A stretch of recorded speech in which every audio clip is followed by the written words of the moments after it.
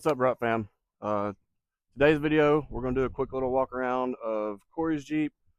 Just give y'all a quick rundown of it. I don't think we've ever done a walk around video of it, so we're going to get into some of the details on the build and what it consists of. Now, we know it's been a minute since we've put out any videos, and there's good reason for that. Welcome, newest addition to the Braapin family, Mr. Rustin, aka Rust, or as I like to call him, Old Son. So he'll be in a Jeep soon. We can't wait. And he's excited, as you can tell. He's got his Braapin family gear on. All right, so let's dive into it. Right off the bat, 40-inch tires. They are Mickey Stickies. So 40 inches tall, wrapped in or Raceline wheels wrapped in a 40. So 17-inch monsters, aluminum beadlock wheels.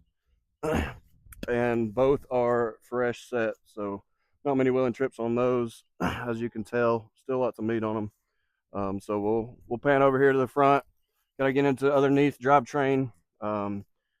Pretty common axles, especially for what I like to do. 05 up Super Duty axles, out of a 2005 and up Super Duty. So Dana 60 front, and we did a Barnes full drive full conversion kit or truss kit on this Dana 60. Ball joint deletes, which I highly recommend. Love them. Got some adjustability there for caster camber. Of course, high steer, well on high steer from Barnes. PSC hydro assist ram with just a drilled and tapped stock box. We have the Ironman 404 steering box brace, which is nice, and then a big beefy 2-inch quarter wall tie rod. I see so many of the 1.5-inch quarter wall tie rods bend, so went a little beefier on that, and it's actually the same size, same material as the lower links. So right here we got some Skyjacker ADX 2.0 shocks, Skyjacker springs. See the track bar bracket there. Rides pretty well. Got some rock sliders. I don't know what those are off of or what brand they are. So I originally built this Jeep a few years ago for a buddy, and wasn't ours to begin with. I actually, like I said, built it for him. He wheeled it a handful of times and then moved on to a different rig. So he offered it to us to buy it, and we ended up purchasing it, even though I was the original builder for someone else. And a little bit of backstory there. Most of y'all probably don't know that. So if you want to dive down underneath here, I did a custom 3-link front suspension, just 2x6, rectangle tube for the cross member, 3/16 thick. Ordered up some Barnes brackets to weld on, and got some pretty good separation without having to cut the floor. So y'all seen my walk around video. I did cut the floor on the passenger side to kind of get that vertical separation frame side. I didn't do that on this one, but it's right there at the floorboard, like, and it's still good separation. 2x2 quarter wall rear cross member, and that's solely for the anti-wrap bar to have somewhere to land.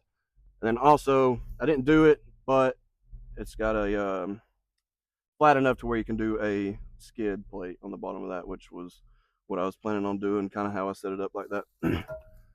Skyjacker 2.5-inch soft ride leaf springs. You can kind of see the anti-wrap bar in there as well. And then another one of the things I really like to do that really makes leaf springs perform well, not only perform well, but also you can adjust the ride height, is these Ironman 4x4 adjustable rear shackles. Definitely nice on these leaf springs to be able to dial that ride height in. Kind of see the top of the axle too. Another thing I like to use on these 1-ton XJs when I'm building them with leaf springs in the rear is Rough Stuff anti-wrap perches, and that basically acts as a couple things. It allows you to stretch the wheelbase, but it also is a U-bolt eliminator, which is nice. You don't have them U-bolts wrapping around the bottom of the axle. Rusty's off-road rear bumper. I really like it. It's tucked in, pretty high clearance, and tucked up to the body. You know, you got a pretty good departure angle there. Sterling 10.5 rear out of the same 05 up Super Duty, both 538s. Grizzly locker rear, lunchbox locker in the front, and probably one of the only upgrades we didn't do on this Jeep was the front axle shaft, still the 1480s, which I ran my 1-ton XJ with 1480s for a little while, and they'll hold up a little while. But we haven't broke one yet in this Jeep. With the ball joint deletes, if we do, it's all good. As you can see on the outside, this is a cage kit from a company called Welder with a capital D on the end. Highly recommend. It's super nice.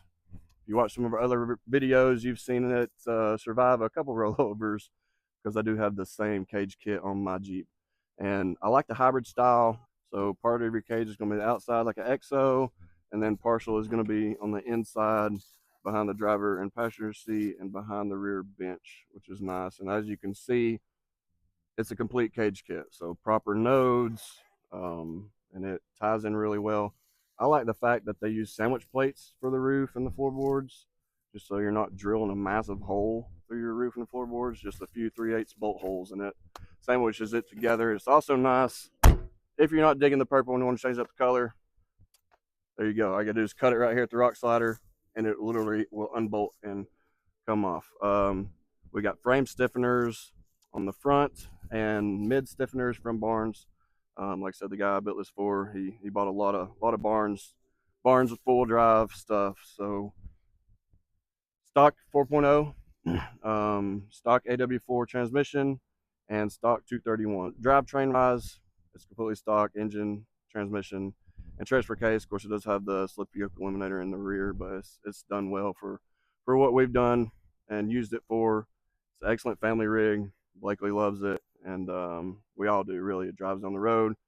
Air conditioning works, like everything works. And as you can see, it does have some dent and scratches, but it's pretty clean for a 1-ton XJ, and we enjoy it. It's winch up front. It's just a off-brand winch. I'm assuming that's another Rusty's bumper. I know he cut the wings off of it, but I'm not 100% sure. So that's pretty much it. It's fairly basic 1-ton XJ, but it gets the job done. It's got a lot of good parts. Money spent well where it's needed, and it's like I said, it's a great family wheeler, family cruiser. This is actually Cori's. You know, she drives it willing. So when then they are matching, which is nice. But life happens and everything else. Blakely is adamant about wanting a buggy, so our plan is to waffle this off. So check out my Facebook page, Braapin Cori. You will see the post up, and feel free to check it out. We just did a little walk around video so we don't kind of clog up the post with all that. So here it is, and get in it, drive it, go wheel it. Right now, she's ready to go. One last thing, we had a few of you guys ask if where are the videos, right? Where are the videos? We're not quitting, we're not stopping, just taking a little break for the moment. So we have some in the queue. Braapin Cori's got to do some editing to get those out. But we do plan on making more videos in the future. Who knows? Maybe new rigs. Maybe Blakely gets a new rig. Maybe Rustin gets a new rig. Stay tuned to find out. We do plan on making more videos in the future. So I think it's about nap time. Bye. Like and subscribe, Braapin Family Art.